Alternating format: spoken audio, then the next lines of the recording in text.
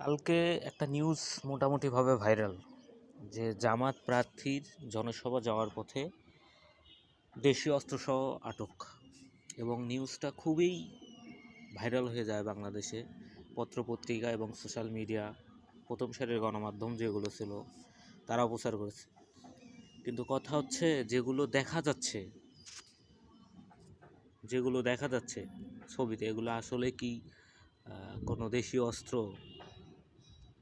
মানে লজিক্যালি যে আপনারা মিডিয়াগুলো কি করে একটা দলকে ছোট করার জন্য, হোক যে কোনো দলই হোক না কেন, সেটা তো জেনে শুনে তারপরে নিউজ করতে হবে। পুলিশ ধরলো, সেখানে আপনারা দেখলেন না কি অস্ত্র, না দেখার সত্ত্বেও আপনারা প্রচার করে মানুষের কি কি কি সিম্প্যাথি তৈরি করতে চান? মিডিয়াগুলো যদি এমন করতে থাকে তাহলে দেশের মানুষের আস্থার জায়গা মিডিয়া থেকে উঠে যাবে।